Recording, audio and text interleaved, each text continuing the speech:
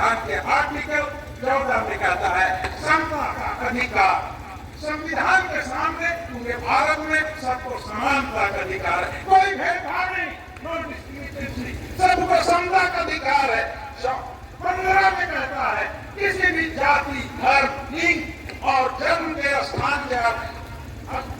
स्थान को लेकर किसी से भी भेदभाव नहीं किया जा सकता। और आर्टिकल 25 कहता है हमको freedom of conscience, free profession, practice and propagation of religion, अंतःकरण की स्वतंत्रता, आवाज गति से धर्म को मानने, प्रचार करने की स्वतंत्रता हमारा आर्टिकल 25 में। और 26 में है हर एक कौम को, हर एक धर्म को उनको बचाए रखने के लिए मैनेजमेंट की स्वतंत्रता है।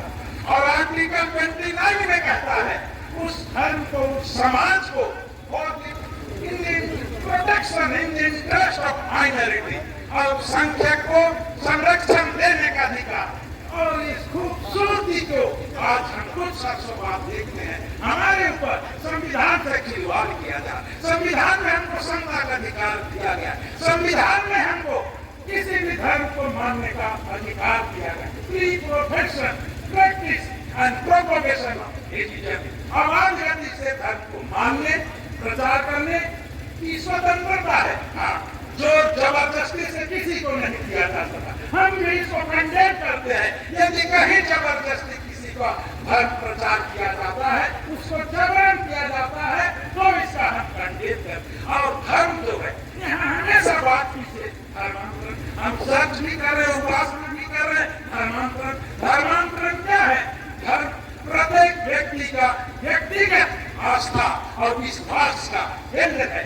हर आदमी को जबरदस्ती पानी छिड़क के आप धर्म परिवर्तन नहीं कर सकते। जब तक अपने आप को अपने आस्था से, अपने मन से विश्वास न करें, आस्था और विश्वास का प्रतिफल है कि वह किस धर्म को अंगीकार करना चाहे वो करे। लेकिन आज ऐसा हो गया, आज ऐसा नैरेटिव बनाया जा रहा है, एक नैरेटिव बनाया जा रहा है। कोई भी हुआ, आज जो बच्ची यहाँ पढ़ाई करती थी, मैं भी एक डॉक्टर हूँ, डॉक्टरी पढ़ने के लिए हमको भी मेडिकल कॉलेज में क्लिनिकल कोर्स करना, अटेंड करना पड़ता था। और 75% जब तक हमारी अटेंडेंस ना हो, हम मरीज को ठीक से देख के समझेंगे नहीं, हम मरीज का क्या इलाज करेंगे। इसीलिए उस बच्ची के साथ कोई अन्याय नहीं किया गया, उसका परसेंट, उसका अटेंडेंस। धन्यवाद। उसकी उपस्थिति 75% से कम थी। और क्लिनिक में भी जो काम था उनका मिडवाइफरी और उनका जो सब्जेक्ट था उसमें उनका जो इंटरनल असिस्टेंट होना एग्जामिनेशन, वहां भी उसका प्रतिशत कम होने के कारण उन्होंने कहा कि प्रिंसिपल को कहा कि असाइनमेंट जो कार्यभार दिया जाता है उसमें आप दस्तखत कर दीजिए। दस्तखत होने से पता है तो उन्होंने उनके ऊपर प्रेशराइज करने की कोशिश की कि आप हमारे असाइनमेंट में साइन कर। कैसे असाइनमेंट में साइन होगा जब आपने अपना काम ही पूरा नहीं किया? तो उन्होंने विधि सम्मत कोई भी नहीं करेगा, उन्होंने नहीं किया। तो उन्होंने दूसरे दिन दबाव देकर, उनको टेरर देकर, उनके साथ प्रेशराइज करके कहा गया कीजिए, अन्यथा आज हम देख रहे हैं उसी का नतीजा है। और इसमें साथ लेने वाले अन्य लोग हैं जो मजा लेने वाले, धर्मांतरण के आड़ में मजा लुत्फ उठाने वाले, एक मजहब से दूसरे मजहब को भिड़ाने वाले। परंतु भारत एक खूबसूरत देश है, कश्मीर से कन्याकुमारी तक, मणिपुर से गुजरात तक, जिस तरह से हम लोग एकता में अनेकता है, एकता में अनेक है, यूनिटी एंड डाइवर्सिटी, एकता में अनेकता है। और जिस तरह से हमारे भारत के संसद भवन के बाहर में लिखा हुआ है, संसद भवन के प्राचीर में बाहर लिखा हुआ है, बाहर में लिखा हुआ है, अहम निज परोवेति गणना लघु चेतसा, अहम निज परोवेति गणना लघु चेतसा, उदार चरिता नाम का वासु है वह कुटुंब। उसके बाहर लिखा है यदि मैं और मैं हूँ तो वह निकृष्ट एक घटिया इंसान का बात है। मैं और मैं, उदार चरित्र वाला बोलता है, सारा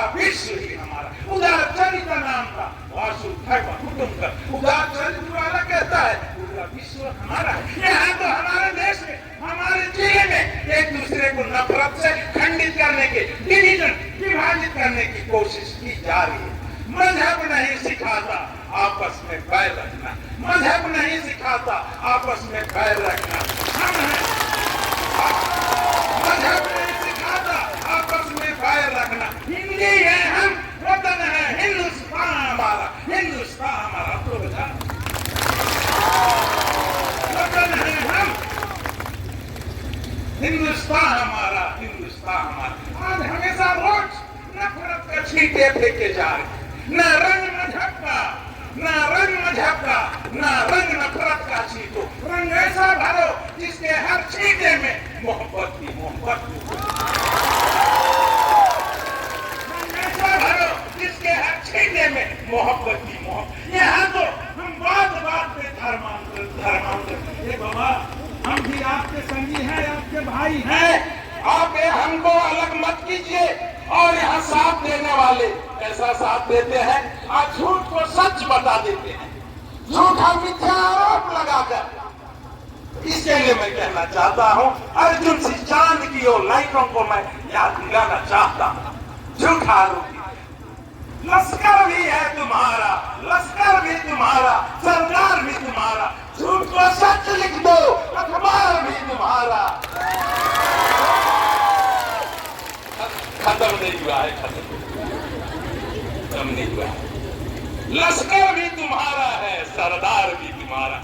झूठ को सच लिख दो, अखबार भी तुम्हारा है।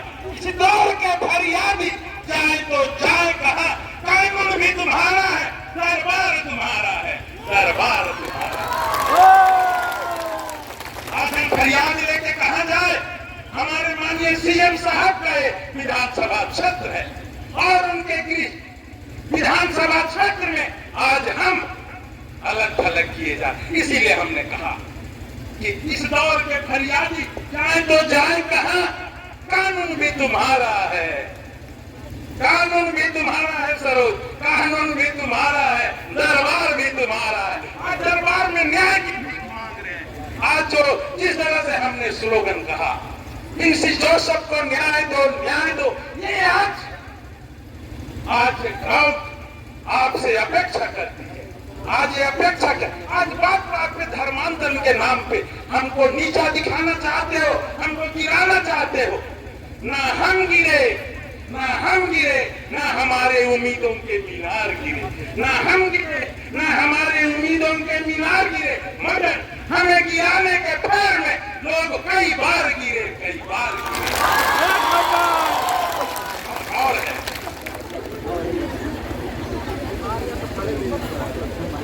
ना हम गिरे, ना हमारे उम्मीदों के मीनार गिरे, मगर हमें गिराने के पैर में लोग कई बार गिरे।